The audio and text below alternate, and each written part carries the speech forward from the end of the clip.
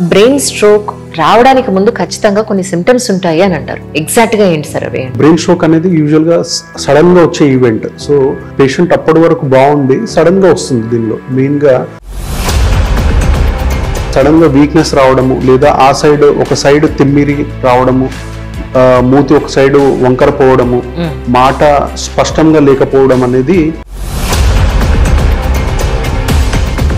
అంటే ఎన్ని రోజుల నుంచి మనకి సిమ్టమ్స్ కనిపించే అవకాశం ఉంటుంది అందాజుగా? అంటే సడన్ గానే వస్తుంది బ్రెయిన్ స్ట్రోక్, నో డౌట్ అందులో, కానీ అట్లీస్ట్ కొంచెం కూడా మనకి ఒక 1 వీక్ ముందు లేదా 5 రోజుల ముందు కొంచెం కూడా మనకు సిమ్టమ్ ఏముంటదండి?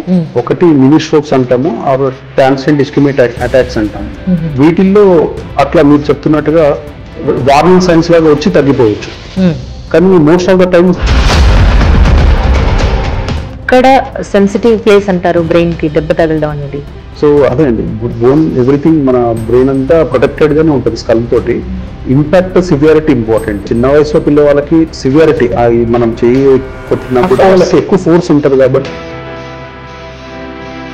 బ్రెయిన్ కి దెబ్బ తగిలింది, చాలా రోజులు హాస్పిటల్లో ఉన్నారు, తర్వాత ఆయన మాట సరిగా రాలేదు, ఎక్స్ప్రెషన్ సరిగా రాలేదు, రికవర్ అయ్యే అవకాశం లేదా సార్? యాక్చువల్ గా బ్రెయిన్ తో ప్రాబ్లం ఏంటంటే అండి, చిన్న ప్రతి ఏరియా బ్రెయిన్ కి ఏదో ఒక ఫంక్షన్ ఉంటుంది.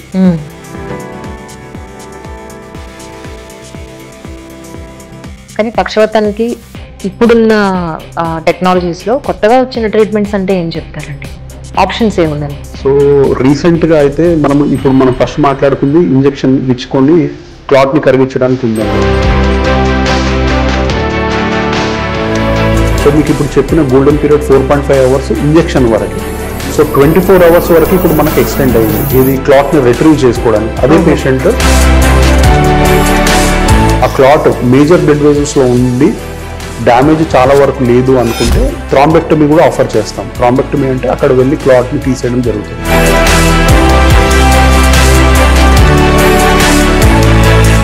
వాట్ అబౌట్ నెక్ పెయిన్, నడుము నొప్పి, ఈ రెండింటికి మీరు ఏం చెప్తారు? కొంత ఇది బోన్ అనుకుంటాం మనం, ఏదో బల్జ్ అయిందని చెప్పే అవకాశం ఉంది, డిస్క్ ప్రాబ్లం అని చెప్పే అవకాశం ఉంది, కానీ అది మళ్ళీ న్యూరోకి షిఫ్ట్ అవుతుంది తర్వాత అది. సో దీని గురించి ఒకసారి వివరంగా సార్ ఏం జరుగుతుంది ఎగ్జాక్ట్ గా? నెక్ పెయిన్ ఫస్ట్ మనం మాట్లాడుకుంటే, నెక్ పెయిన్ చిన్న వయసులో పెద్ద వయసులో ఇప్పుడు రెండిట్లలో వస్తున్నాయి. అవును. సో నెక్ పెయిన్ కి మెయిన్ గా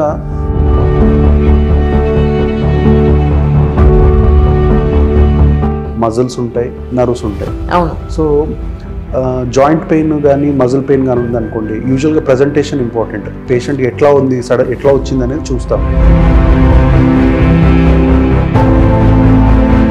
కానీ సయాటికా సర్జరీ వరకు వెళ్ళాలి అని అంటే మధ్యలో ఇంకా ఎలాంటి రెమెడీస్ లేవంటారా సార్? సర్జరీ వరకు వెళ్తున్నామంటే అది ఏ స్థాయిలో ఉండాలి? సో బేసికల్గా చాలా వరకు 90% నడుము దగ్గర డిస్క్ ప్రాబ్లమ్స్, షియాటికా ప్రాబ్లమ్స్,